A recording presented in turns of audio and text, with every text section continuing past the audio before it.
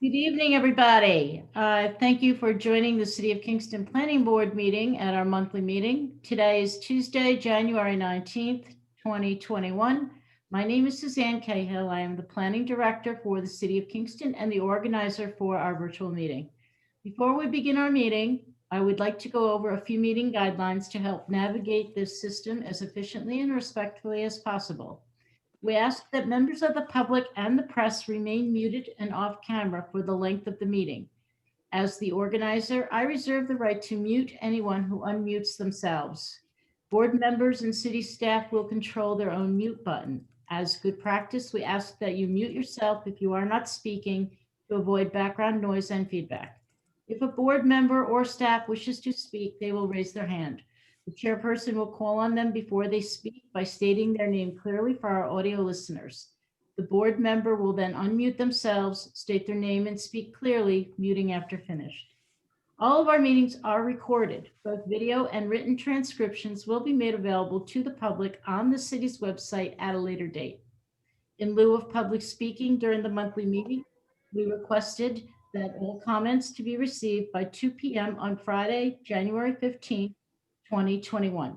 Comments could have been emailed to Suzanne Cahill, Planning Director at scahill@kingston-ny.gov, mailed or placed in the drop box outside of City Hall. Written comments have been posted on the city website and provided to all board members in advance of this meeting. The public is invited to speak via audio connection at the time of a public hearing is called. For all those who are joining by audio and wish to speak for a hearing matter, please text the following number, 845-443-0416, with your name and the agenda item number and address you wish to speak on. Again, please text your name and the item number and the address of the public hearing you wish to speak on to 845-443-0416 if you wish to be called to speak for a public hearing. If you do have audio issues, you can send a text message to that same number, 845-443-0416. I will repeat the number again, but be aware that phone calls will not be answered during the meeting. The number to text again is 845-443-0416. As the organizer for today's meeting, I reserve the right to lock and pause the meeting to eject anyone who has behaved inappropriately or to enter into attorney-client conference if needed. Materials for this meeting may be found on the City of Kingston website at www.kingston-ny.gov. Once on the homepage, scroll down to the bottom under meetings, and where you see the planning board meeting posted, click on the agenda packet. Thank you for your patience during this difficult time. And on behalf of the planning board, I wish you and your family good health. I now turn the floor over to Chairman Wayne Platt to call the meeting to order at 6:06 p.m. Thank you, Suzanne. Did you say that Vince and Katie are not here tonight? Katie is not going to be here, and Vince has not been able to connect yet. Okay, he is on now. Sorry. All right. All right, welcome everybody to the January 19th, 21 Kingston Planning Board meeting. We'll begin with introductions. My name is Wayne Platt Jr. I'm the chairman. We also have Vice Chairman Charles Palaco. Hello. We have Robert Jacobson, Matt Gillis, Kevin Roach, Vince Archer, and we also have Suzanne Cahill, the planning director. Kyla D-Day is the assistant planner. And we have Daniel Gartenstein, who's the assistant corporation counsel for City of Kingston. Item number 1 on the agenda is the adoption of the December 21st, 2020 planning board meeting transcript and decisions. They have all been emailed to you. Does anybody have any questions or deletions or additions that they would like to mention? Sue, go ahead. This is Sue. Your iPad is turned, so your photograph is, oh, there you go. Thank you. All right. You have no idea what I'm up against over here.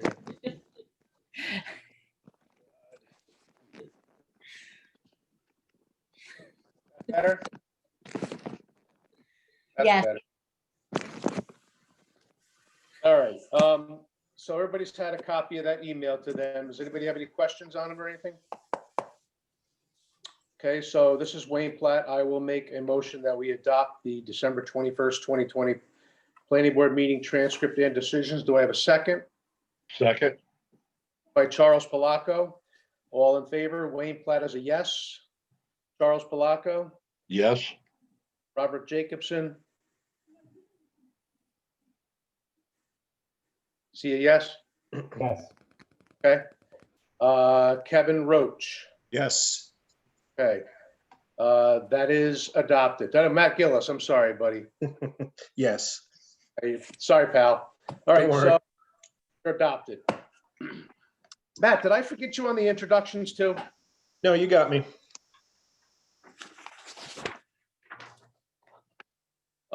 Moving on to item number 2, we're under public hearings now. It's 200 North Street, special permit for additional hospitality, spa, and restaurant accommodations, as well as additional parking and a new entrance off of Lindsley Avenue. Section block and lot is 48.84-1-4, seeker determination, zone RFH and triple R, heritage area and coastal zone, Ward 9, HBY QOZB LLC is the applicant. Do we have anybody in the public, Sue, who is wishing to speak on this? I don't have anybody yet. No one has texted. Hi, this is Tanya. I know that there's possibly some other people who want to speak, but it was hard to get into the meeting. Can you repeat the text number, please?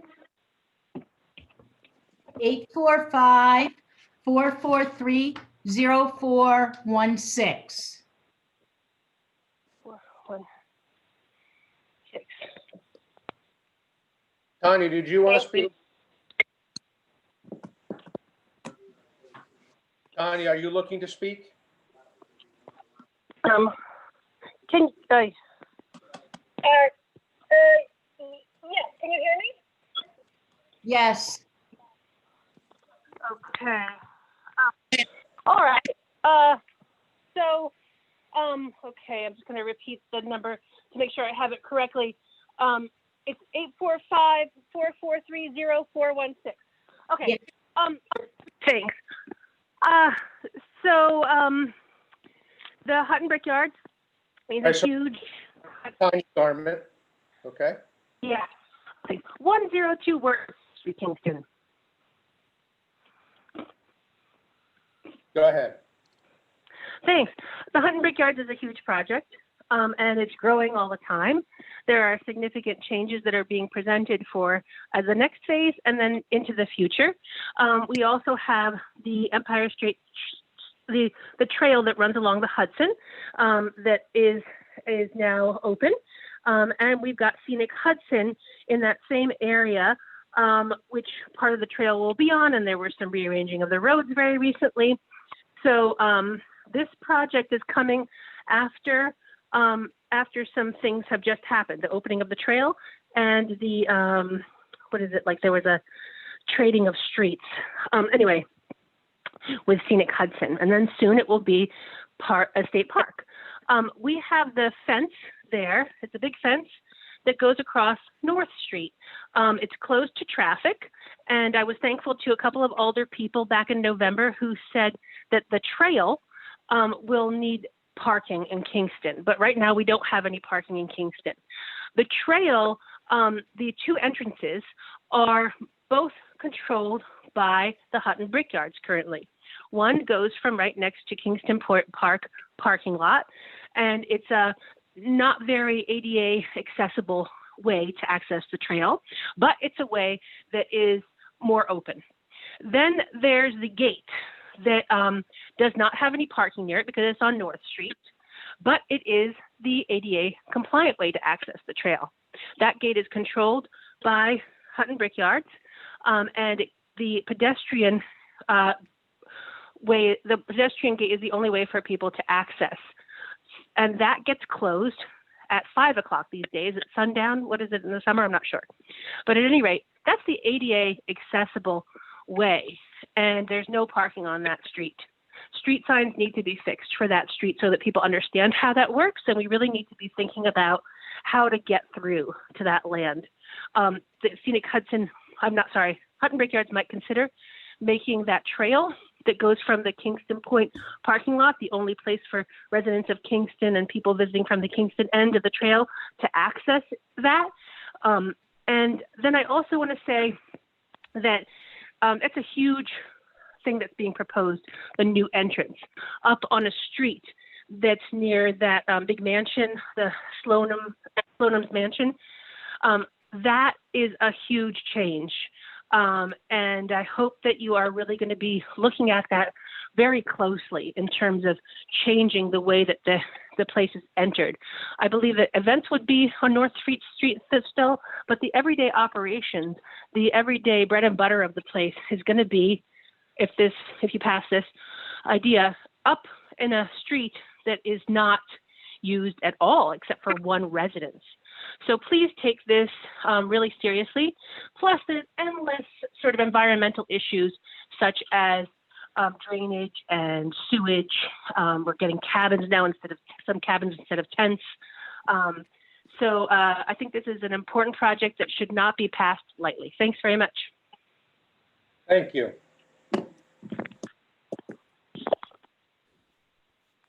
Are there any other callers?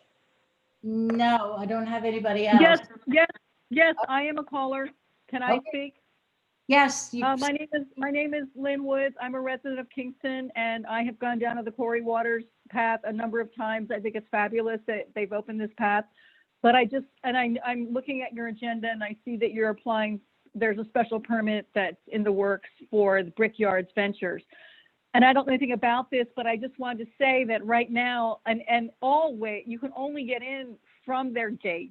There's no separate path. Because I've taken that path from Kingston Point Beach, which goes to North Street, which then you have to go to the gate. And I actually got shut in once when I didn't get out in time. So I would just hope that, I would assume that this entrance is going to change, because right now, my understanding is that North Street is a city-owned street. But when you go to the Corey Waters Park, it's as if you're going through a private compound. I mean, Brickyard Ventures has a big brick wall with their name on it. They have these gates, both pedestrian and traffic. They control it through some kind of electronic system. When you get into North Street, there's a big sign saying, "Welcome to Brickyard Ventures." So people really have the impression they're going through a private compound, but North Street is not private. It's a city-owned street. So I don't know what the plan is, but it seems to me there has to be 24/7 public access. This is also the Empire State Trail, state-funded project. I can't believe that it's going to be controlled by a private entity. And the other thing is, I'm sure you're aware the parking is a problem. People have been parking on North Street. I was there yesterday. There are a lot of cars. But obviously that's going to be a big issue with all of those glam camping cottages, in addition to Brickyard Ventures events, and then the Corey Waters, which I can guarantee you it's going to be extremely crowded, because people are already flocking to the Corey Waters Trail, and there's going to be a lot of people down there. So I just want to let you know that. And again, I assume that after March 31st, or at some point, Brickyard Ventures is going to have to remove all this infrastructure, and the city and that street will be restored as a city-owned street. Thank you. Thank you, Lynn. okay, Barbara Scott. Barbara? Sue, I'd just like to say, for those that are possibly muted on the phone, to unmute yourself, you have to push *6. That is not intuitive. So if you're having a problem unmuting, try hitting *6.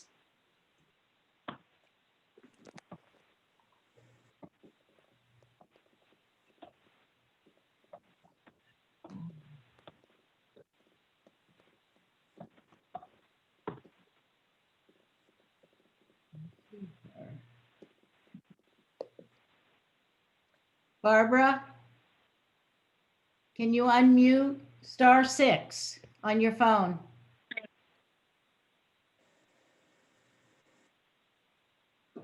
Oh, for some reason it wasn't working. Can you hear me? Yes, thank you. Oh, great.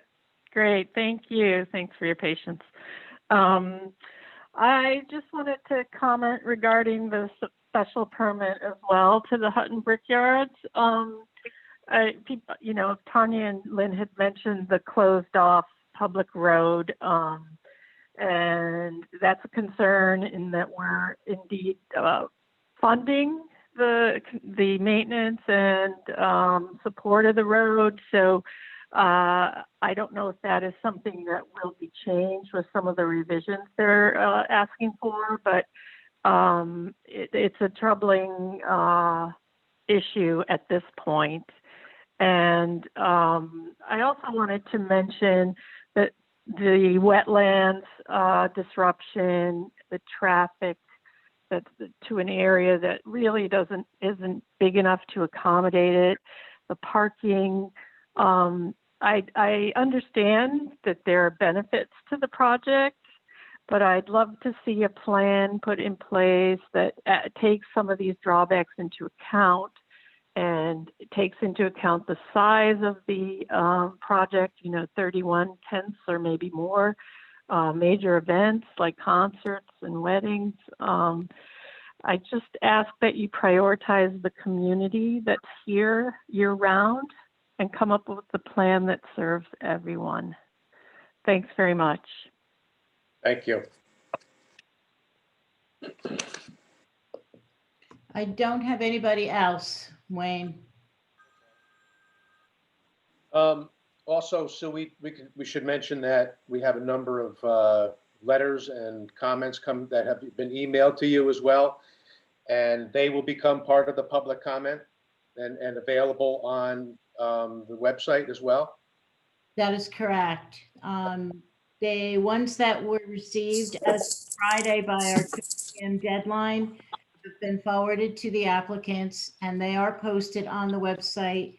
We did receive some more over the weekend and they are entered into the record as per this public hearing tonight and will be posted on the website tomorrow. Okay. They have also been circulated to the board members and to the applicants as well. Okay. All right. If there's nobody else to speak, we should move on with the applicants and introduce them. Yes, Mr. Chairman, my name is Joe Ariel, and I'm an attorney of counsel with Veneziano and Associates, and we appreciate the opportunity to be heard tonight. Zach, are you dialed in?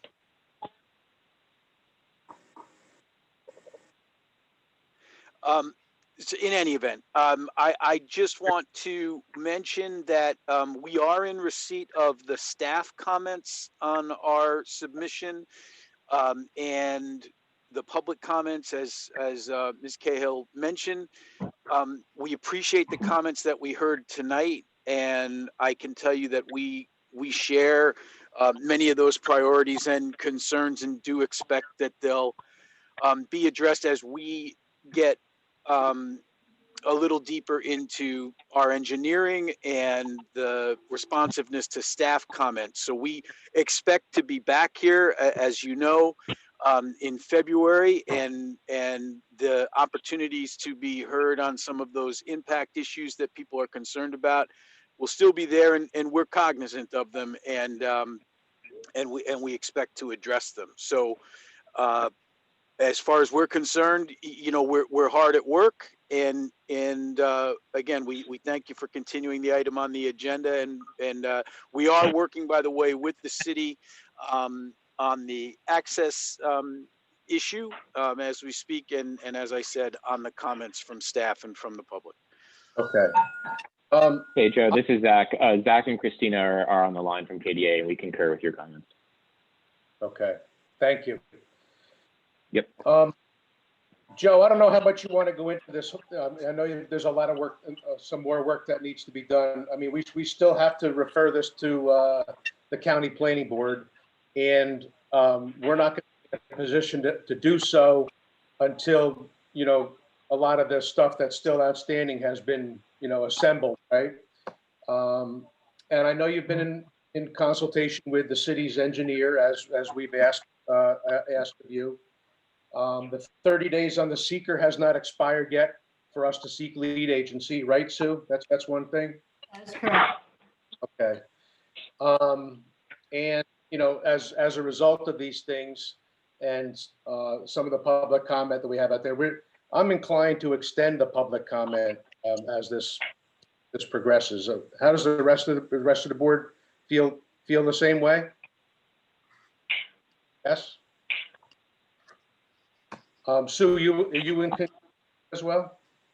Yes, and we've actually had that conversation with the applicants already, and they have verbally consented, but they can speak if they feel differently this evening.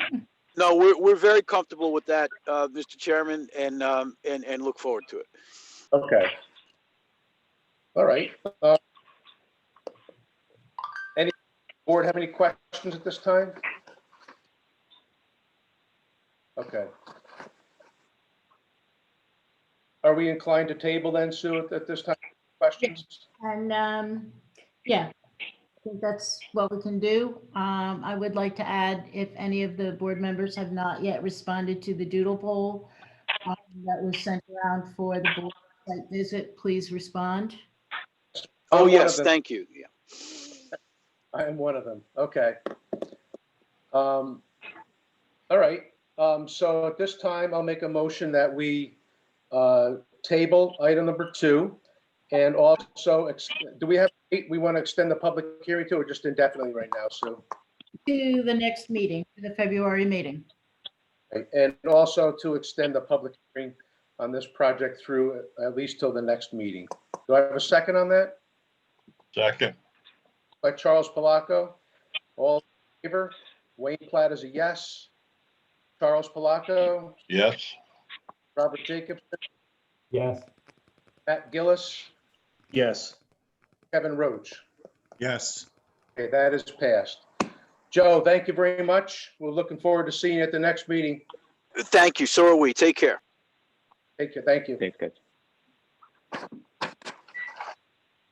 All right, moving on. Still in public hearing. Excuse me, this is item number 3, 693-701 Broadway. It's a special permit renewal for renovation, relocation, and operation of an existing radio station. Section block and lot is 56.92-3-19.100. Zone C2, Broadway Overlay District, Ward 4, Radio Kingston Corporation is the applicant owner. Do we have anybody besides the applicant or owner on this, Sue, to wish to speak? No, I do not. Okay. Jimmy, are you there? I am. Yep. Jimmy Buff is here, everybody. Welcome. Thank you. Good to see you all. Yeah. Let me get to my notes here. So the work is continuing there, right? It is. Okay. Have any updates on that for us? So we expect to be broadcasting from the studios hopefully mid-March. Warren Lawrence is going to have his 48th anniversary, St. Patrick's Day at WKNY, and that would be a really nice ceremonial moment to flip the switch and go live from there. The work then will slide over to the 695 portion, and 13 Franklin is also, the work on 13 Franklin has also begun, but COVID, obviously with the non-essential construction shut down for a couple of months, and then the challenge of trying to get contractors back into the flow and equipment supplies has really pushed the deadline beyond. And so we're hoping, I don't know how far out you consider extending building permits, but our expectation is that summer 2022 will be the completion for the entire parcel. Okay. So let's see, we are inclined to, obviously we can extend it. So when was the original, I'm trying to look on when was the original? I'm trying to answer emails and texts. Including one from me. I couldn't get in at the beginning, but I'm here now. So ignore mine.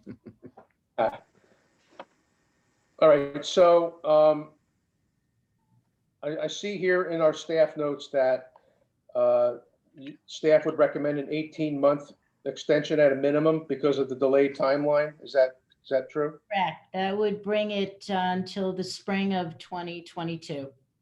Okay. Or no, that would bring it till that date, which I think is appropriate. That's what they anticipate there. All right. All right. With a thumbs up from board members, who is in favor of that? Good. Vince, you good? Okay. All right. Does anybody have any questions from the board for the applicant? Okay. Thank you, Jimmy. And so at this time, I will make a motion that we extend the special permit renewal for 18 months and with all original conditions carried forward. Do I have a second on that?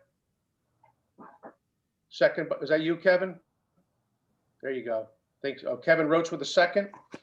All in favor? Wayne Platt is a yes. Charles Palaco, Yes. Robert Jacobson, Yes. Matt Gillis, Yes. Kevin Roach. Yes. Okay, that is adopted. All right, good luck, Jimmy. Thank you. We'll invite you to the opening. All right. Wayne, I'm sorry, you made the motion for the type 2, who seconded that, seeker? Oh, we need it. Geez, we didn't do that, Sue. How about that? No, All that's all right, because it's type 2, right, Sue? Right, So Okay. Kevin seconded the motion for the approval. okay, All right, so we did not need to do a seeker, right? So we're good? type 2. Right. I'll just identify it as a type 2 for the record then. So we're good? Yep, you're good. All right, still in public hearings, item number 4, 256 Washington Avenue. It's a special permit renewal to operate a residential care / assisted living facility. Section block and lot is 56.90-4-36. Seeker determination, Zone R2, Ward 2, Stockade Group LLC is the applicant owner. Anybody on the line, Sue, to comment on this besides applicant owner? The owner is Richard Caggiano. Yes, I'm here. Okay, also, I want to, for the record, show that Alderman Don Tollerman is here, right? I see him listed. There we Who's go. that? I'm sorry. I just want, okay, we're just recognizing you that you're here. I didn't see you on the list before, so. Thank you. Okay, good to see you. Okay, Richard, how are you? I'm pretty good. How are you guys? Good, thank you. I'm in Nevada at a rest area, driving cross country. Okay. What's it out there? It's very nice. All right, so this is for the facility known as Chis's Hart Street. The original application in December of 2019 for 1 year. You were not present at the last meeting, so here you are tonight. Any changes to the facility at all? No, Okay. And also we see that the property is currently on the market, correct? yes, it is. Okay, so I think in the past, we've said that if an approval is made, if there's change of ownership in between approval dates, then the new owners will have to come in and renew that whole process, okay? Okay. It's not sold yet, so. Things happen between now and, when we meet again. Right. Sue, is anything else? Do you have anything that you want to ask? No, I didn't have anything. The occupancy under COVID, how is that? Is that? It's remaining it's pretty stable, actually. Yeah. stable? Okay. You didn't make any changes based on COVID, did you? I don't think she did, but I can't swear to that. I know that she said everyone was doing pretty well there. Last I spoke to her. Good. That's good to hear. Anybody from the board? Any questions? Robert? Unmute yourself, buddy. You're muted right now, buddy. Are we good with building safety? That is going to be a condition. They haven't got there for an inspection yet, but we can make that a condition of approval if you want. They're still, Building go ahead, department Sue. limited in terms of their ability to get into some of these facilities because of the COVID. So we can make it a condition of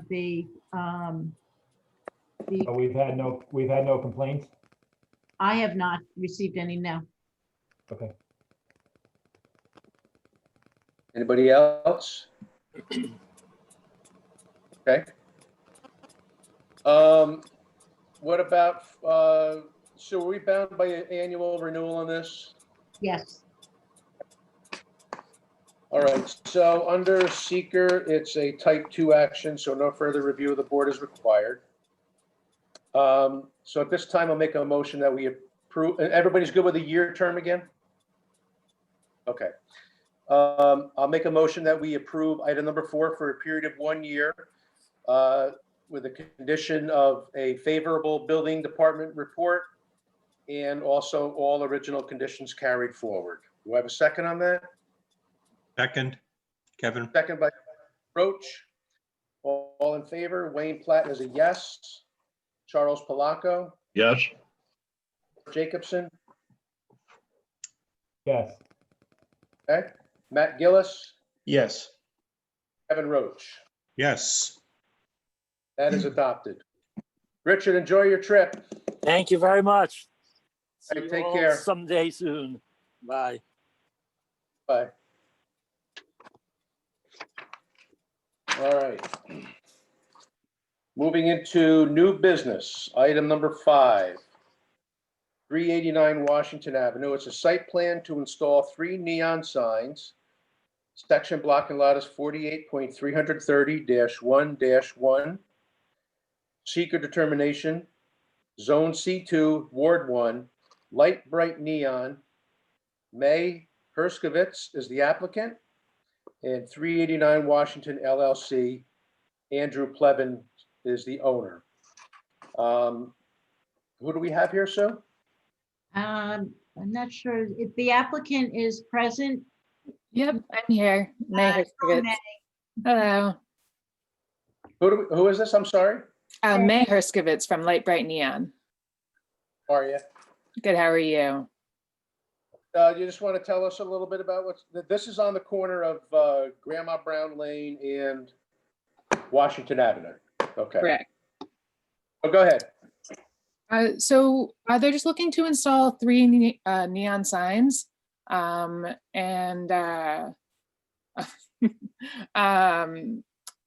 so there can be the 2 at the street level on each street, and then the one on the corner.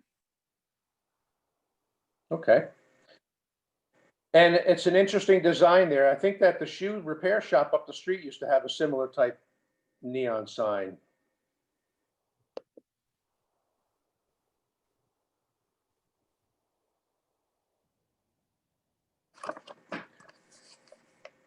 May, you still there? I am, yeah. This is going to go, the hours of operation for this are just during business hours, or how is that going to work? For installing or the business? When it's going to be on? When the neon's going to be on? Overnight, like it would be? Okay. Yeah, so I'm not the business owner. We're just fabricating the neons and facilitating the installation of them. So I can find out the business hours for you. That's no problem. You can leave that. You can hand that into staff. Okay. It's just, all right. So Sue, I see here that the zoning enforcement officer will need to review the details of the sign to confirm that it has met. Does that still need to be done? Yes, it does. Okay. It does meet, or do they still need to meet? But they need to confirm it with Eric. So we can make that a condition of approval. Does Yes. anybody have any questions from the board? No? Okay. So under seeker, this is a type 2 action, so no further review of the board is required. All right, so this doesn't have to go through any other filters then, right? So just zoning enforcement? Zoning enforcement. Administratively, yeah. All right. So at this time, I will make a motion that we approve item number 5 with the conditions of board policy 6 will need to be signed. It will still have to be approved by zoning enforcement officer. And anything else, Sue? We will confirm the hours that the business signage will be lit. Okay, and May, you can just submit, that can be taken care of on staff level, everybody? You good? Okay. All right, and that will be, well, we'll be taken care of on staff level. So May, so that, anyway, that's a motion by Wayne Platt. Do I have a second? Second. By Charles Palaco, all in favor. Wayne Platt is a yes. Charles Palaco, Yes.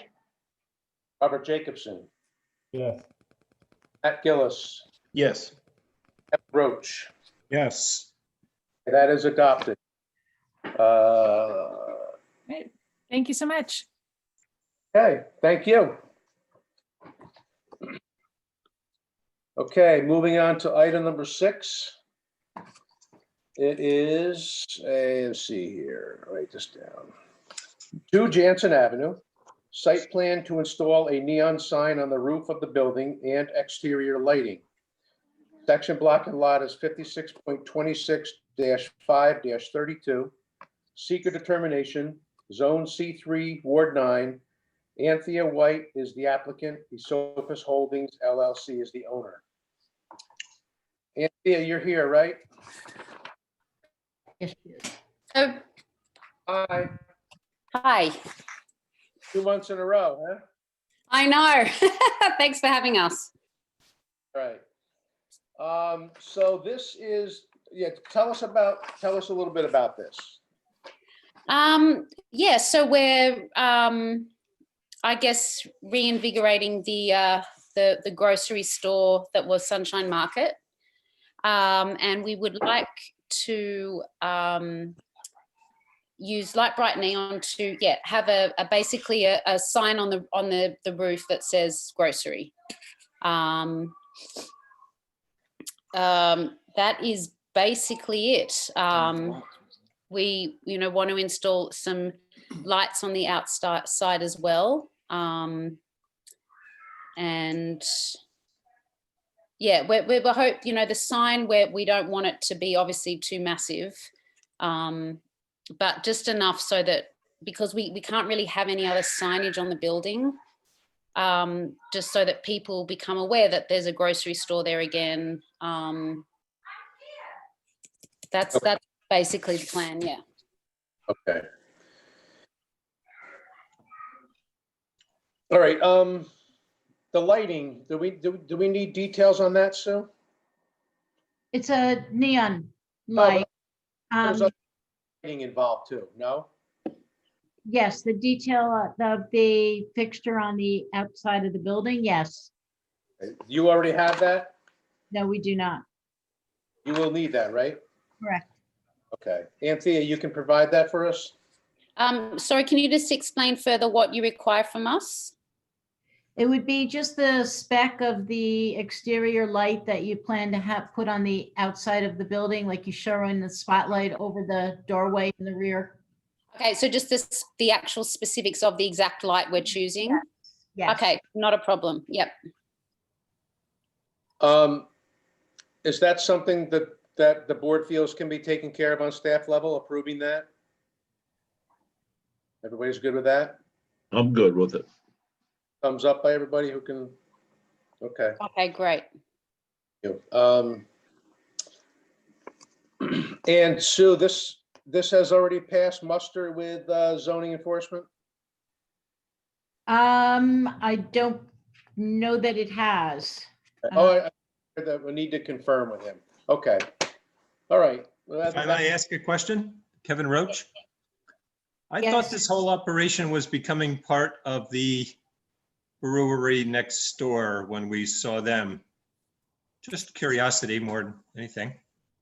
Right, so we're just taking half of the building.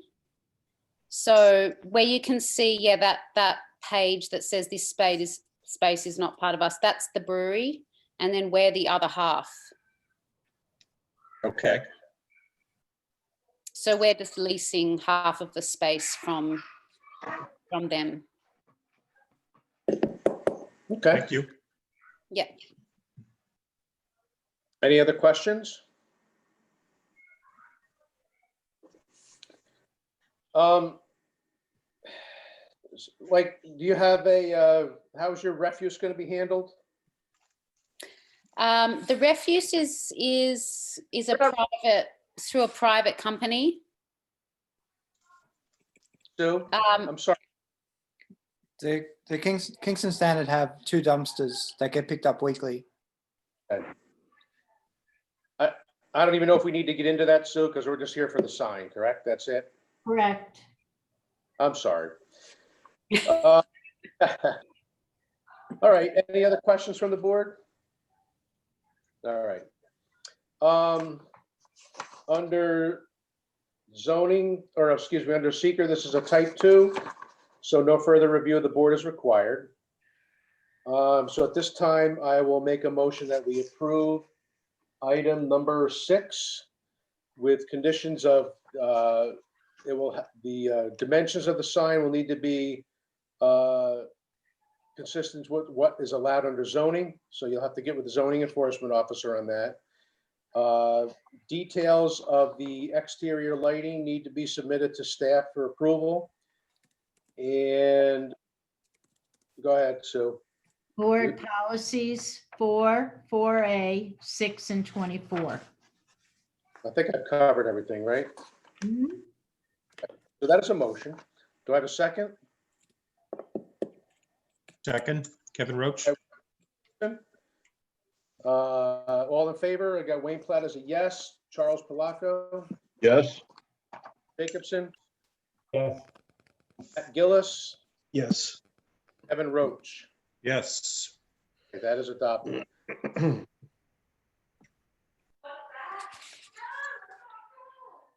Anthony, are you still there?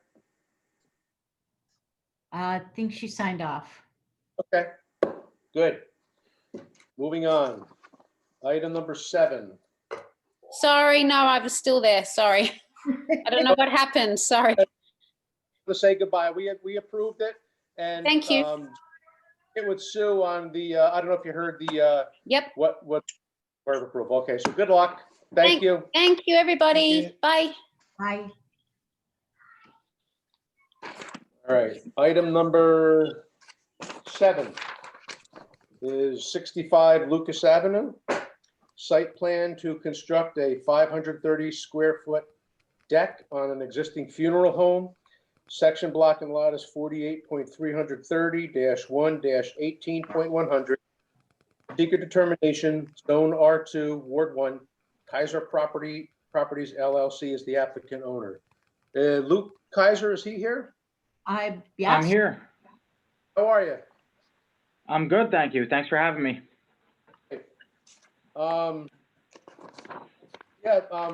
Unfortunately, I don't want to say unfortunately, we've got to drag people in here for such things, as decks. So, should tell us a little bit what you got going on here. Yeah, sure. So, basically, I am hoping to build a deck on the back of the existing funeral home, mostly for residential purposes. But when the inspector came around, he mentioned the point of, well, how would I stop visitors to the funeral home from going on there? And it was a good point. So I think that's basically where the reason why I'm here in front of the planning board.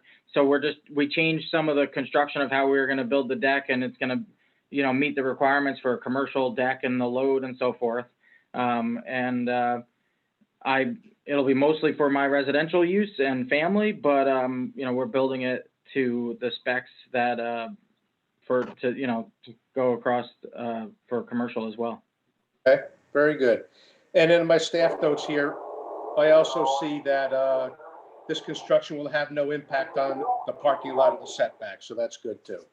Staff has no. All right. Pretty innocuous here, board members. Any questions for the applicant?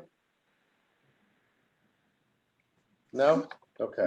I have a question. Is there going to be any lighting on this, or it's just going to be standard type of normal, like residential style lighting, possibly just for safety purposes? Yeah, the only lighting that will be on the deck itself would potentially be like at the top of the post lights through like Trex. They sell the lights that go right in the top of the post. I'm Okay. looking at that. I think that looks pretty cool. But I also have a lot of lighting in the back, and I don't think it's necessary. So I'm not sure exactly what. Because at night it's lit up, pretty well back there for people walking to their cars and so forth. So. Okay. Yep. All right. Anybody else have any questions? Okay. So under seeker, this is a type 2 action, so no further review of the board is required. So at this time, I'll make a motion that we approve item number 7 with board policy 6 to be signed by the owner. Do I have a second on that? I'll second. Second. All in favor? Wayne Platt is a yes. Charles Rocco? Yes. Jacobson? Yes. Matt Gillis? Yes. Roach? Yes. Adopted. Luke, thank you very much. Thank you all. I appreciate it. Thanks. Take care. All right. Item number 8 is 242 Wall Street. It's a site plan to replace entry stairs. Section block and lot is 48.331-6-14. Seeker determination, zone 2, Stockade Historic District, Heritage Area, Ward 2, St. Joseph's Church, in parens, Philip Sinagra is the applicant owner. Mr. Sinagra, are you here? I am. How are you, sir? And you? Good. I'm having trouble here with your audio. You might have to come a little closer to your mic. So why don't you tell us what you want to do here, sir? Yeah, this is Monsignor Desmond O'Connor here speaking. Hi there. Hi there. Again, we had several people fall on our front stairs. They do not meet any code for step height or step width. And we don't want to come out too far into Main Street. So what we devised is a plan that the exit and the entrance for the 3 major doors on Main Street, you'd have a plaza on the top. And then as you go out, you'd exit, everybody would exit on the right-hand side, okay, towards the post office, just to give you an idea of that, so that there would be steps that would be at just 7 foot and also 30 inches wide. So if a person was in a walker, they could walk up those stairs. So that's what we devised on that. And we do have to come out a few feet onto Main Street, to make it a little bit wider, so that caskets coming up there could come past the doors when the doors are opened. They really asked for 8 feet. So that's what decided the width, if you will, for the plaza. So again, everybody, for the picture you're looking at, everybody would exit and enter to the left-hand side. Where the steps are correctly now, there would be a brickwork matching the bottom of the church, and that would all be in a plaza with wrought iron railing all around it to match the wrought iron right now, which also matches that design on the door. So again, it's to try to make it a safe way to get in and out, especially for older people.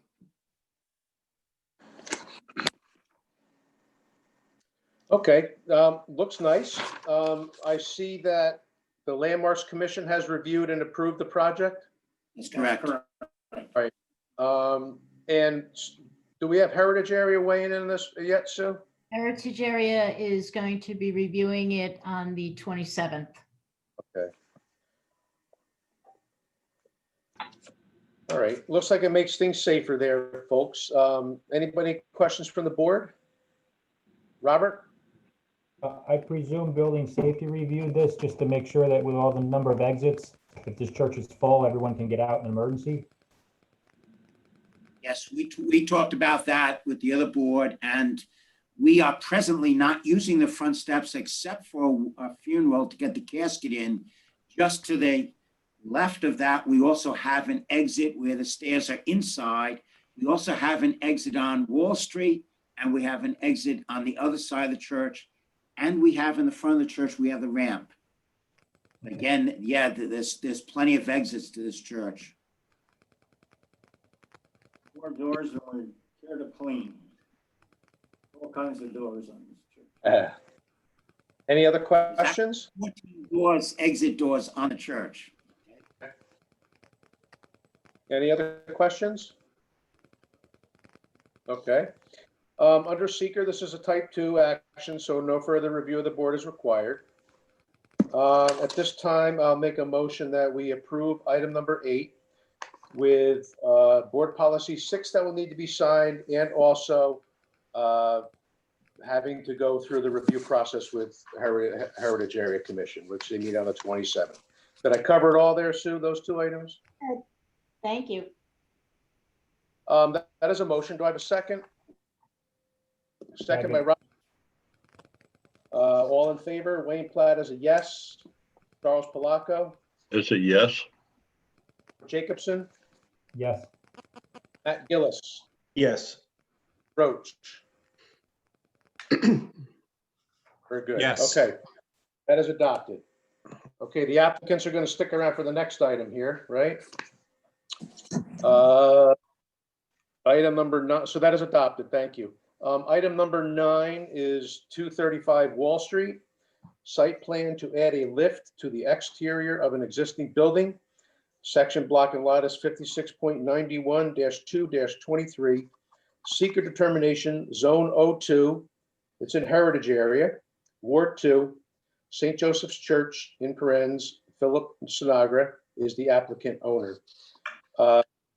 We have the same folks here, before Monsignor and Mr. Sinagra. How are you again? Okay. Right. So what do you have here now for us? Okay, when Kingston Catholic moved out of the school, we took over the new school again. And we're making use of it for several different meetings. And downstairs, we're after putting in a chapel and also a meeting room. And the meeting room will have multi-uses. The chapel, we hope for daily masses, which we've been doing right now. But to get easy access, again, for handicap, we want to put in a lift so that that whole area, the picture you have now is an old picture. So that wood shed is already gone.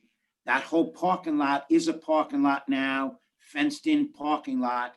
And on the other side of the wood shed, you see the entrance that is now from the parking lot. So again, that is going to be more the main entrance there. And right to the left of it or behind it from this picture is going to be the lift to allow you to go from the first floor, the ground level, down to the meeting room and also the chapel. And that will allow handicap accessibility to both of those areas. We already do have handicap parking there. People have asked that daily mass continue there. We put it over there while we were finishing the roof on the church. And they've all asked because of the accessibility there, especially for parking.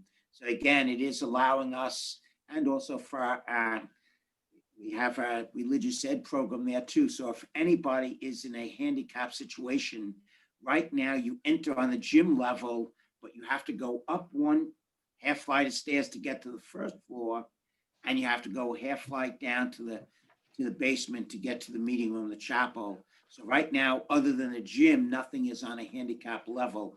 This will allow us at least to have the chapel and the large meeting room on a handicap accessibility. And it's going to be that doorway that you see is going to be taken down, and the doorway that for the lift and that entrance will be all incorporated into one entranceway, if you will. All right. Thank you, Monsignor. Anybody have any questions? Okay. Under seeker, this is a type 2 action, so no further review of the board is required. Also, this is going to be taken up by Heritage Area on the 27th as well, Monsignor? Yes. Yeah. Okay.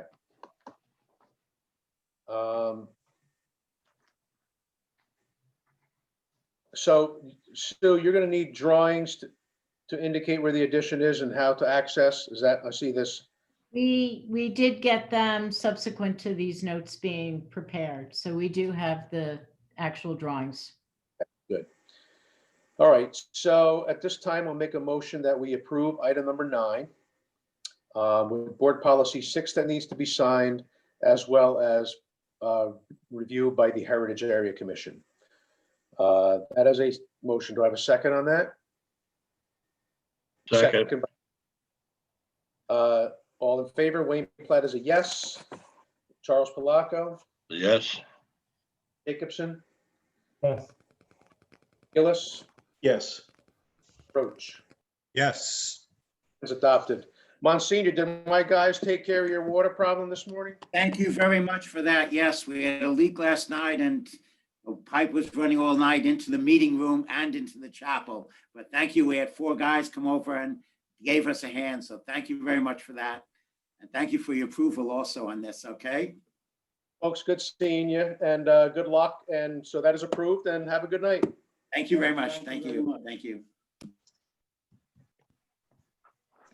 All right, item number 10, 264 Lucas Avenue. There's a site plan to construct a multifamily apartment complex consisting of 4 buildings with 47 units and related site improvements. Section block and lot is 56.88-4-7. Seeker determination, zone R4, Ward 1, SSLI Holdings LLC is the applicant owner. I see Luke Interante's in here. How you doing? Good, how are you, Wayne? I'm here with Stefan and Ciro also. We tried to turn our video on, but I think the host has locked it. All right. Wayne. Before we get started on this one, do we want to, you got to recuse yourself, Robert, right? Correct. Okay. And you have real estate dealings with applicants? Yes. So Robert Jacobson will recuse himself. Vincent, you're in here, okay, on this one?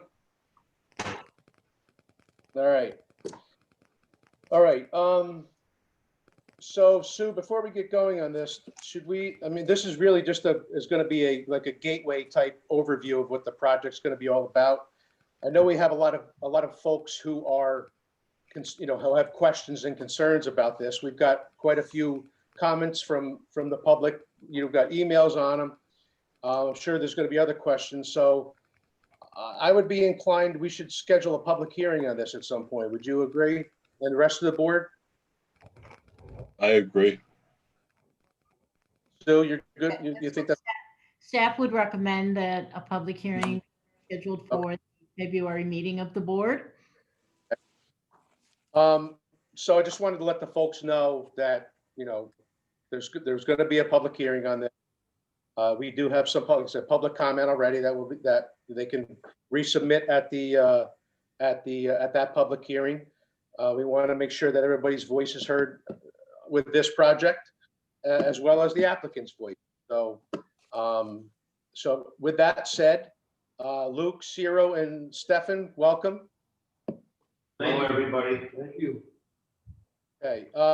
So go ahead. Why don't you tell us what give us an overview of what you got going on here. Okay, so our proposal includes developing of the existing R4 lot at 264 Lucas Avenue with access from Bluestone Court.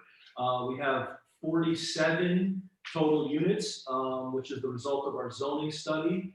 We are allocating 4 units to be fully ADA accessible and 10% of the units to be low income for the mayor's recent executive order. And that pretty much sums it up. It's a 2-story complex. We have a series of 2-bedroom, 1-bedrooms, and 1 3-bedroom to bring the number down to the 47 that's allowed, and 4 total buildings. We are adding to the project, since the submission, covered parking with solar panels. It's an energy efficient product. We're using air source heat pumps for heating and cooling. And at this point, we don't have intention to bring natural gas into the project. We have fully managing stormwater on site through our rain gardens, our infiltrators, pretty substantial drainage plan included with the submission. Utilities coming from Lucas Avenue as a result of some of our preliminary pre-submission meetings. And that pretty much sums it up. Okay. So this is Wayne Platt. Some of the questions and concerns that pop out, seem to pop out from the public is, and there's a list of them, but some of them that jump out at me are right now is the how much disturbance are you going to do with some of the trees and what have you, the screening that will be Yeah, so there's a good bit of the interior site, as it exists, is fairly open. We have to do some clearing, obviously, to add these buildings in, but we also have a landscaping plan that we feel is pretty substantial, specifically on the side of Bluestone Court, to screen those buildings from the front of our property that runs along the roadway, and then the next 2 lots there. So that's something we absolutely are making a priority, and we are considerate of the public opinion on that, and we're interested in discussing that and making it more robust, or introducing additional screening, even fencing if it's requested. So yeah, that's something we tried to attack as best we could right off the bat, but we understand that that's a sensitive concern. Okay. And also, I see you have an easement coming in from Lucas Avenue itself, right? Right. So that's actually, we have a easement that extends off of the portion of our property that runs all the way to Lucas Avenue, and that's where we indicate bringing water and sewer from Lucas Avenue, through that, and then once that's done, once the construction's done, regrading that and grass seed and just leaving it natural. So the construction traffic will be coming in off of Lucas Avenue, right, during this project? Well, to an extent, at a certain point when we're doing utility work, we're going to have to be bringing construction traffic in off of Bluestone Court. And so you talked about it being graded off. It can be used as a secondary means of egress or emergency egress or access in the event that it's needed, right? You'll have. We had not planned for that with this submission. It had been discussed at various points pre-submission, but it's something we could easily add back in by sliding the mailboxes over and putting a substantial sub base underneath, the grass, so that it could handle some traffic. Okay. So that's All right. an easy thing to add back in. All right. And I know you've touched on the 10% affordable housing component that's needed on here too. That's going to be dispersed throughout the project, right? It's not going to be segregated to one area. Correct. It's going to be done via the application process, and it's not going to be a segregated area. Okay. All right. I mean, there's quite a few more things to discuss, I would imagine, as this progresses. And so, does anybody from the board have any questions? Sue, I know you're going to have some questions here, but anybody from the board right now have any questions? All right, Sue, fire away. Well, all I'm going to say, I mean, we've developed a, extensive set of staff notes that the board has at their disposal right now. What I'd like to do is we're going to submit those to the applicant so that they can take a look at them, and we can discuss back and forth with them what some of our questions are. Is there any alternative energy contemplated for this project at all? Solar or? Yes, we are doing, since the submission, we have committed to adding solar on top of covered parking structures, at least through the middle aisle. And we're exploring right now adding more if possible. So there's definitely going to be a small component of solar and potentially a greater component if we can figure out how to utilize, roof-mounted solar arrays and things like that. Excuse me, this is Matt Rudikoff, representing the applicant. But the air source heat pumps are also an energy efficient measure. That's correct. And you're exploring different financing potential of financing other measures. Okay. A question on why the gate? What is the need for this project to have a gated entryway? I'm just thinking in terms of, vehicles stopping and starting rather than just a continuous in out. What's the need of that? It was just a project feature that, that we added, thinking that, it might be, sort of treated as though it's more of an amenity, that it's, could get controlled guest access and that sort of thing. When you think about the number of units, obviously people are going to have guests, and it was just a way to sort of to limit and control that. But that's certainly up for discussion. I mean, if the board would like to see us take that out, we would certainly consider that.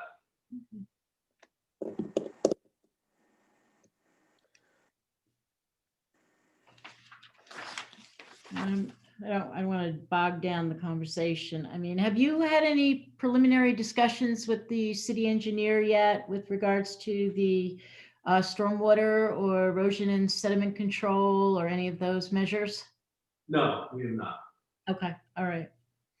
I would encourage you to start that conversation with him. And Sue, just to remind, we did send this around to most of the other departments. Right. Fire, police, engineering, the water department, sewer, DPW. We have not gotten comments back yet. Right. Thank you, Carla. I didn't have anything more specific. We'll just get our issues to the applicants and we can work from there. Great, and just to note, we did provide an initial response to what we think was the most substantial public comment. So just for the record that you guys. Right, yeah. Thank you for reminding me. We did get that, Luke, this afternoon. I did send that out to the planning board. I don't know that they've had the opportunity to review it. It will be posted on the website tomorrow so that the public will have the ability to review your response to them. And that was specifically to the combined or the more comprehensive comment letter that was received from multiple neighbors. And I believe the date was January 12th, if I recall correctly. Correct. And the reason we responded in writing to that was just because of the substantial nature. We wanted to make sure that the neighbors and the board knew that we were taking those comments seriously and responding appropriately. Right. I appreciate that. Thank you. All right. Any other questions from the board at this time? Okay. As I mentioned before, this is really a gateway meeting just to give us an overview of what you're proposing. I'm sure there's going to be changes along the way as we go through the process. And I'm glad that you've already addressed the public's concerns. I know a lot of the neighbors on Bluestone Court have authored a letter stating their concerns. And as I said in the beginning here, we're going to formulate this into a public hearing. So those concerns will be added to that record. And the folks who are, I see some of the folks who are on our screen tonight who have showed up to talk, will have that opportunity at our next meeting. And so I just wanted to let folks know about that as well. All right, so, Sue, you have anything else? I do not. Okay, so Sue, just to clarify, the plans and the elevations that have been submitted so far, they are going to be available on our website right now? They already are, yes. Okay. So, And as they change, we'll try and keep the information as current as possible if we get substantial changes. okay, good. Guys, I know this isn't your first rodeo, so, you know, I'm looking forward to working with you on this and seeing if we can get this to be a best project that would fit the neighbors and the concerns and help with, you know, housing concerns that we have in Kingston at this time. So I look forward to that. So at this time, I'll make a motion that we table item number 10. Do I have a second on that? Wayne? Sue. Wayne, this is Sue. If I would ask that you include in your motion to calendar a public hearing for the February planning board meeting, and that staff provide the applicants with the staff notes. Okay. Your comments are part of my motion then. So that is a motion. Do I have a second on that? Vince, you wanted a second on it? All right, Vince? a second. All in favor? Wayne Platt is a yes. Charles Palaco, Yes. Gillis, Yes. and Roach, Yes. Starcher. Yes. Okay, that is adopted. Thank you, folks, and all the other folks who have showed up tonight. Looking forward to seeing you at our next. Thank you, Wayne. Thank you, board. Okay, take care. All right. Robert Jacobson is back in the mix. Do we need to get a hold of him? No, he's back on. He is. Okay, extension request. Item number 11 is 311 Wall Street. It's a request for a 6-month extension of approved site plan to add fencing and associated site improvements. Section block and lot is 48.331-1-16. Seeker determination, Zone C2, mixed use overlay district, Stockade Historic District. It's in Heritage Area, Ward 2, 311 Wall Street LLC is the applicant owner. Who do we have here for this item? Victoria is here. Hi, everyone. Victoria Polidoro from Rodenhausen Shaw Polidoro on behalf of 311 Wall Street LLC. I'm here to answer any questions you might have. Since the last time we were here, the fence has been ordered. It's just awaiting delivery and installation at this point. When do you expect that to happen? The fabricators said that they'll be done, but they're not going to be installing it until after, the freeze. So spring. Okay. Anybody have any questions? No. Okay, no. No? Okay. Let me get to my notes here, so where we go. All right. All right, the original approval was granted in September of last year. Just want to put that in the record. So at this time, I will make a motion that we approve the request for a 6-month extension for item number 11. Do I have a second? That's with all original conditions carried forward. Do I have a second on that? Second. Second by Robert Jacobson. All in favor? Wayne Platt is a yes. Robert Jacobson. Yes. Palaco. Yes. Gillis. Yes. Roach. Yes. That is adopted. Thank you, Victoria. Okay, thanks, everyone. Right now. Okay. Item number 12 is a rezoning recommendation. It's a request for recommendation from the Common Council with regard to a petition to rezone 79 Hurley Avenue. Section block and lot is 48.71-2-11 from O2, which is limited office, to C2, which is commercial district. Higginsville Station LLC is the owner applicant. This is the Daley Freeman.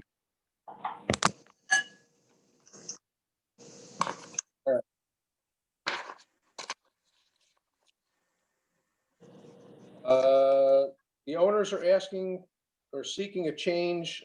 Where are we here? Sue, do you want to go over why they're requesting this? I'm trying to read through my notes, and you've probably got it in your head to give me the Reader's Digest. Ryan are here. Huh? Scott Dutton and Bob Ryan are here this evening as the applicants requesting the change. Scott or Bob, do you want, either of you want to just explain to the board the reasoning for your request? Sure. You have a deep package from Mike Moriello with the petition request for you to review. But long and short, most of Uptown is C2. This property is directly contiguous to the C2. Daley Freeman, no surprise to anyone here, doesn't need all of the space that they have had historically, and as of COVID, have elected to downsize from occupying the entire building to a very small footprint of 2,000 square feet from 24,000 square feet. So we think it makes sense. It's a unique building. Thank you for putting that up. If you can zoom out on that, if at all possible. Thank you. You can see that the C2 zone extends to right up to the property, which is lot 14, if I'm not mistaken. And the building's unique and ill-suited to the current zoning, which is pretty limiting. The building doesn't have a lot of windows. The O2 zoning made sense for the Daley Freeman at the time, but makes no sense for any viable future potential tenants. So by expanding the C2 zoning, we can create opportunities to adaptively reuse the building and bring it back to productive use and create, make some lemonade out of the lemons that that COVID and the Daley Freeman downsizing has dealt us. Scott, just for clarification, I believe the lot is lot 11. Lot 11, correct. Yeah. The large lot just adjacent, not the one that looks like it's surrounded. Correct. That is Okay. correct. Yep.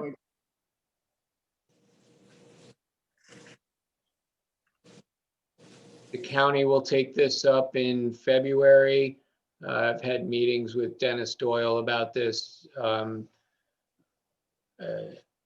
don't think there's a lot of controversy here. It makes good planning sense to expand the commercial business opportunities, and it's not something that we contemplated needing to deal with at this time, but because of COVID and the Daley Freeman, basically constricting down to a digital platform, they've outsourced all of the printing.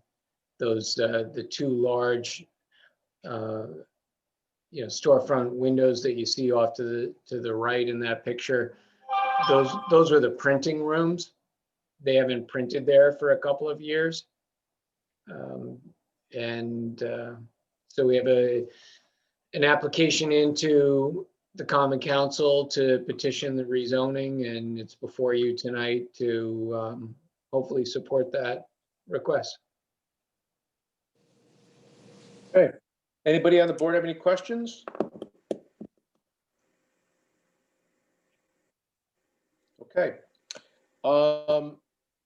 Thank you, Scott and Rob. So at this time, I will make a motion that we concur with the petition to rezone the parcel at 79 Hurley Avenue from O2 to C2. Okay, that's a motion. Do I have a second on that? Second? Second by Matt Gillis. All in favor? Wayne Platt is a yes.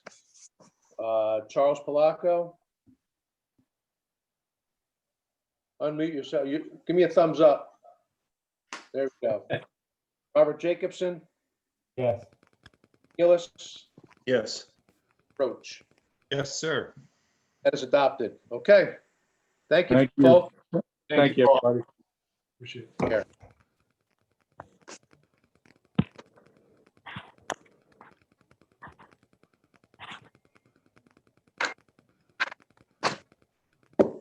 All right. I apologize, Sue. I didn't realize Scott and Rob were here, and I thought it was just something coming from the Common Council over from for us to discuss and or recommend. So I don't know. I got to clean my glasses or something, I think. So, all right. We have one last item on here. Item 13 is the discussion about the proposed formula store zoning code change. We took this up at our last meeting, and Alderman Tollerman has asked to speak to the board tonight in an effort to have us change our decision. So Alderman Tollerman, go ahead. Hey, guys. So, yeah, more the fact that I had intended to present the idea to the planning board and didn't realize that you would take it up for discussion last time. So even for the benefit of understanding what this is about, I wanted to take the opportunity to share with you where this comes from and what the point is. As you pointed out, in Sue's letter, you pointed out that it creates, another layer of bureaucracy, and I get that. That's certainly not what I'm proposing, or at least that's not the intention, just to create more work or more layers. And the idea of revisiting our code and rewriting our code, I am trying to lead that conversation in the council. I think it's so long overdue. We were on the verge of doing it a year ago. I think you're aware of greenlighting, hiring a consultant to begin the code rewrite process. That was derailed by COVID, but I have brought that back to the floor of the council, and hopefully that will be coming to a vote soon to re-engage with a vendor who will be hired to rewrite our code. So I just want to mention those two things. And Kyla, are you able to pull up that PowerPoint that I shared regarding this issue, so I can take the board through it?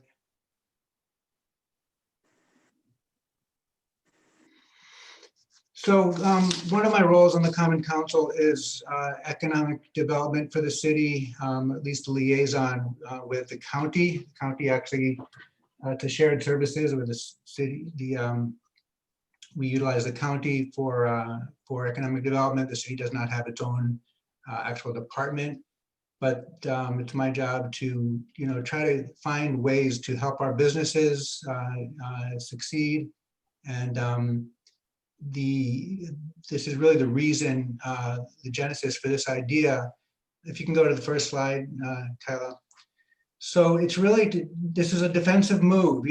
Kyla, COVID has made it difficult for everybody, every business everywhere to compete against chain stores and Amazon. And Kingston has a history of a place of small business. We really want to do something to send a message to the world that this city stands behind its small business and it wants more small business to come here. This isn't reactive. Many cities have done this. They made it more difficult for chain stores to get a foothold in a town. They'll react to a Starbucks moving in or a Dollar General because people don't like them for whatever reason in reaction. This is not in reaction to anything. This is being proactive. saying, look, we want to protect the mom and pops out there. So if you can go to the next slide, Kyle. And there's, I don't have to tell you how many formula stores there are, and they're not clamoring to come to Kingston. I realize that we have many in nearby Ulster of the chain stores, and we're certainly not saying any that are here need to leave. They certainly are a valued part of our community, but we just don't want more. So increasingly, I don't know how aware you are of how many businesses have gone under and are going under, but our local stores are in peril. They're dying all over the country. And there's a big effort in Ulster County, as well as the city, a PR effort to try to shop local, and this is really the only way our local economy, our mom and pop stores can survive, if we encourage people to shop local and helping our small businesses. This code revision idea is trying to send that message that we want people to shop local. So next, Kyla. So aside from committing to our small businesses, everywhere in America is looking the same these days with their, with the same lineup of chains of stores that you'll see from Wendy, from all the fast food stores to the Targets and Walmarts. So why not be a little unique? I want to, this is maybe more of a PR message, positioning for Kingston, but we're a very unique city in our architecture. We're very unique in our history. We should try to remain unique in how we look to visitors who come here for the first time and don't see all these chain stores, but see unique stores. So go ahead, Kyla, the next one. And we're not saying no. The idea here is just to make it a little bit harder for chain stores to get approval. So they would have to get a separate and specific approval from Landmarks Preservation. And we're not creating a new law. It's just an amendment to the zoning code. And I think Kyla sent that around earlier. Corporation Council wrote some sample code change to our C2 code. So next, this is not going to be blanketed over the whole city. It's just going to relate to our historic, our most recognizable, our unique shopping districts. So Uptown and we would exclude the Kingston Plaza and really exclude anybody that's not along these corridors, the Midtown Broadway corridor down to the Rondout, and then down on the waterfront, just Beale Street and the Strand. So they're not going to hurt. And this is, anybody who's here, of course, is grandfathered in this code. And many cities have done this. This is just a sample of cities around the country. This is not anything new, but a lot of these cities did this to protect what's unique about them, to protect their heritage. And that's a big part of why I think this is a good idea for our city. And last slide, I think. Do we have one more? Is that it? Okay. Oh yeah, I was going to attach the code, but Kyle had sent that out. So, I'm going to bring this to the Common Council for see if I can get support with the council, and would just ask that the board reconsider this based on the reasoning and the background to why I think this is a good idea. And that's my presentation. Any thoughts? Well, this is Wayne Platt. I mean, you say in one breath that you don't want to exclude the formula retail stores from coming in, but then you say your goal with this proposed legislation is to make it harder for them to come into Kingston. And, No, that is the same thing. You're right. I don't mean to contradict myself. I do think it should be harder for them to come in.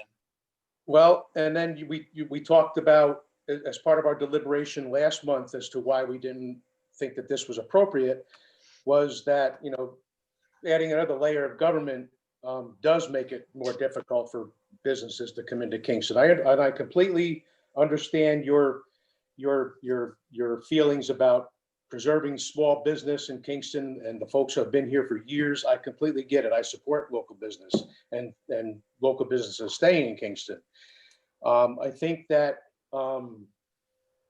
as we said last month, with the projects that we've had come through this board, you talked about landmarks becoming another layer of government for these folks to be reviewed through.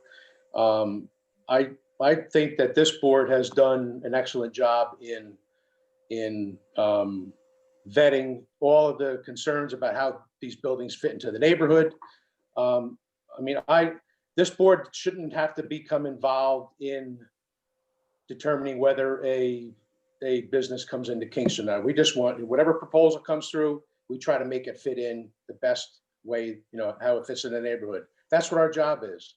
And I think that Landmarks does a good job in the current areas that they're responsible for. I just don't think that Landmarks should be involved in going through another layer to have these formula retail stores be allowed here. That's my feeling. And I do think that your proposal is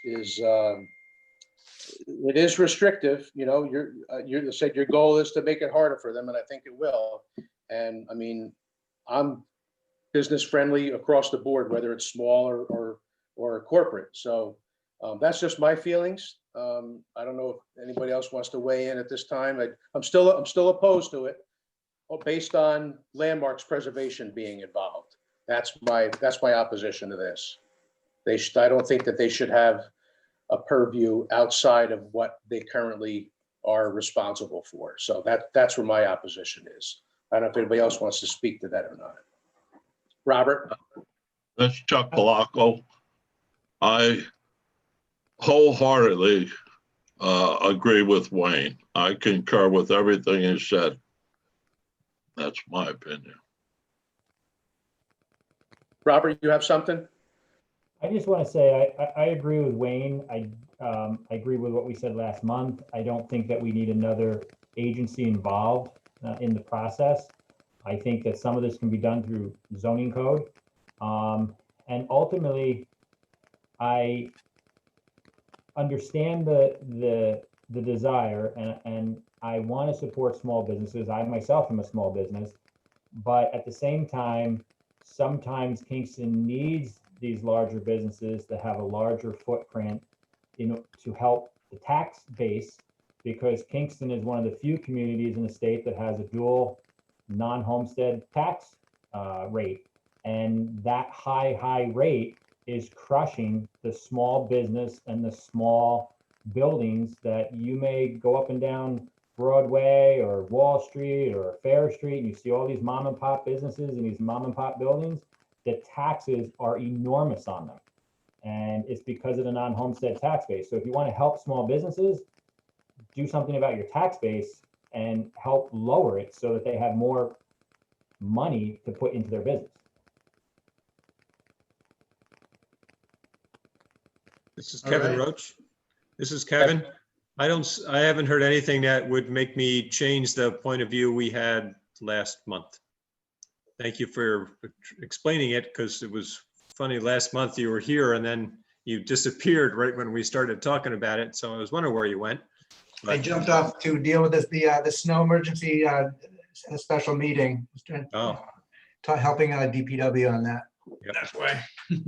But I think our viewpoints and our points we made last month were pretty still accurate.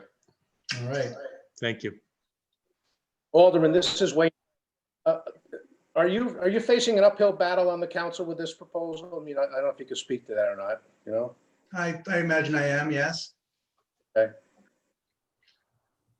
I applaud you for, standing your ground for this, that's to be commended. And I hope that you appreciate, the part of our discussion and how we've come to the, to the determination that we didn't want to recommend your proposal. Wayne, I appreciate it. I think, in truth, I think the best solution, the best course would have been really just to present this to the Common Council and not refer it.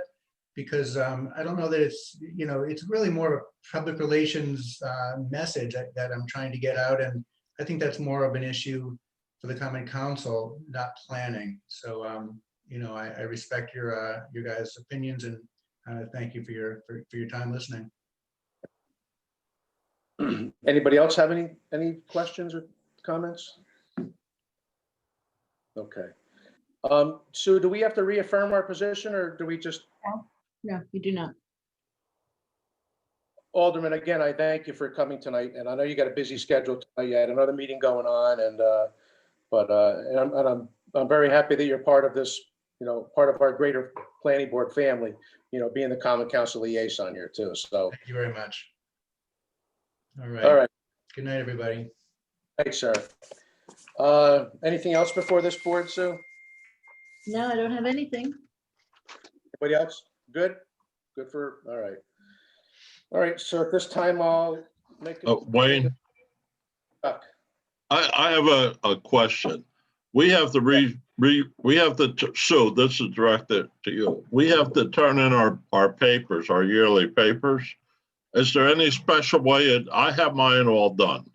Do I still have to show up there, go in so that they can see me sign it, witness it and the whole 9 yards, or do I just put it in, get a witness and put it in a mailbox? It does have to be notarized. You do not have to come here and get it notarized.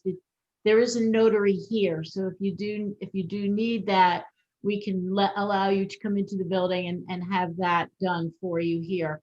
So I should just call you and you'll, okay. I'll make sure that the notary is present. Yes, Dan Gartenstein. Just be clear that Janet insists that all of them get submitted directly to her. That's not in the code, that's Janet's rule. So if you submit it any other way, you are incurring Janet's wrath. Are you you're talking about the financial piece, Chuck, right? Not signing the Yes. book okay.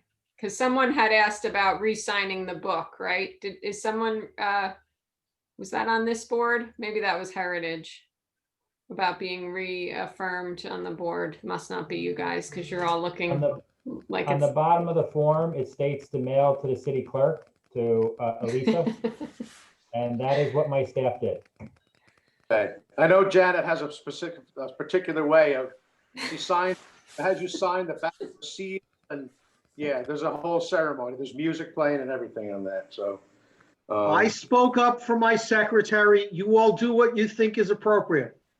Behave. I made the record. Yeah. Yeah. All right. They're financial guys and gals. So, all right. Anything else? All right. Thank you so much tonight, folks. I'm going to make a motion to adjourn. Do I have a second? By Robert Jacobson. Wayne Platt is a yes. Charles Palaco. Yes. Jacobson. Yes. Hillis. Yes. Roach. Yes. Vince, thanks for popping in on your, got you on the record. There's a second and a vote tonight. So, all right. So that is adopted, and it's 7:42 p.m. We'll see you next month, everybody. Okay. Be safe. Good night, all. Good night. You all as well. Stay safe.